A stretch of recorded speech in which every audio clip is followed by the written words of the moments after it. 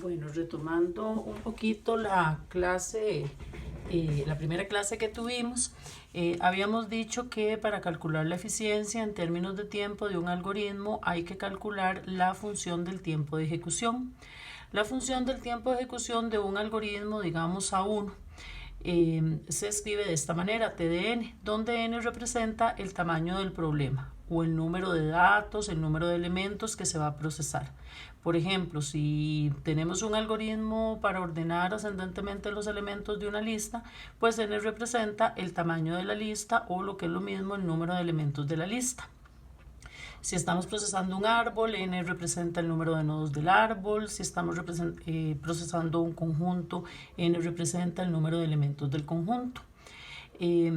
Cuando nosotros hablamos de la función del tiempo de ejecución de un algoritmo, siempre, mientras no se diga lo contrario, estamos calculando la función del tiempo de ejecución para el peor tipo de entrada. El peor tipo de entrada es aquel para el cual el algoritmo tarda la mayor cantidad de tiempo posible. Por ejemplo, si estuviéramos pensando en un algoritmo de búsqueda secuencial, el peor tipo de entrada es aquel en el que el elemento está al final de la lista. Entonces tenemos que procesar todos los elementos de la lista para poder encontrar el elemento que estábamos buscando. Ese es el peor tipo de entrada. Entonces, cuando hacemos el cálculo de la función del tiempo de ejecución de un algoritmo, mientras no se diga lo contrario, lo estamos haciendo para el peor tipo de entrada. Recordemos también que este cálculo de la función del tiempo de ejecución se hace suponiendo que el algoritmo va a ser ejecutado por una máquina ideal, que el algoritmo ha sido escrito por un programador ideal que solo considera entonces la esencia pura del algoritmo y no depende, digamos, de la habilidad de un programador particular. Y de nuevo, para el peor tipo de entrada.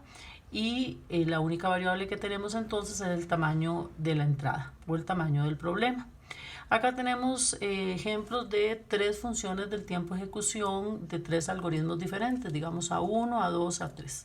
Como pueden ver, una función del tiempo de ejecución es una función matemática como cualquiera que nosotros hayamos visto. Por ejemplo, el algoritmo A1 tiene una función del tiempo de ejecución que es polinomial grado 2.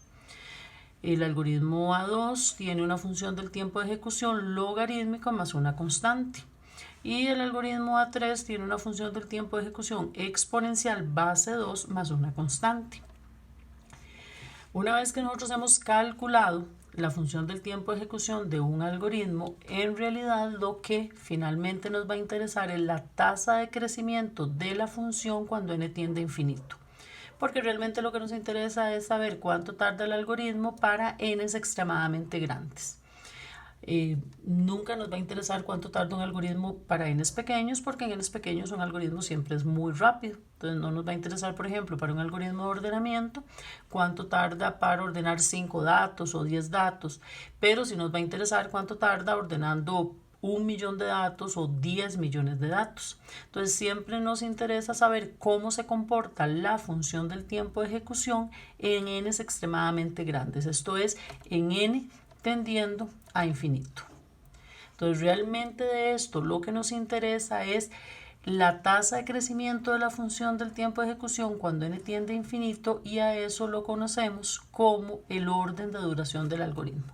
Entonces la pregunta es, ¿cuál es el orden de duración de cada uno de estos algoritmos? Esto es muy sencillo. Por ejemplo, si nosotros queremos saber cuál es el orden de duración del algoritmo A1, entonces pensamos lo siguiente. En infinito, este 8 es despreciable, este 5n es despreciable, el 3 también es despreciable, y quien hace que la función crezca rápidamente en infinito es el n cuadrado. Lo demás simplemente se hace despreciable en infinito, de tal manera que el orden de duración del algoritmo A1 es O de n cuadrado. Igualmente para los otros, para el algoritmo A2, tenemos que en infinito el 25 es despreciable, este 100 es despreciable, y decimos que el orden de duración del algoritmo A2 es orden de duración logarítmico. Y finalmente, de la misma manera diríamos que el orden de duración para el algoritmo A3 es un orden de duración exponencial base 2. Entonces aquí tenemos tres órdenes de duración de los tres algoritmos A1, A2, un orden de duración polinomial grado 2, orden de duración logarítmico y orden de duración exponencial base 2. De tal manera que nosotros podemos visualizar un gráfico sencillo como este, en donde aquí tenemos el número de elementos, la n, que representa la cantidad de elementos o el tamaño del problema. Aquí tenemos n's pequeñitos, n's medianos y así hasta infinito. ¿Ok? Por aquí tenemos el tiempo. Y haciendo así un gráfico rápido, pues el orden de duración del algoritmo A1 es un orden de duración n cuadrado. Para el algoritmo A2 tenemos un orden de duración logarítmico. Y para el algoritmo A3 tenemos un orden de duración exponencial base 2.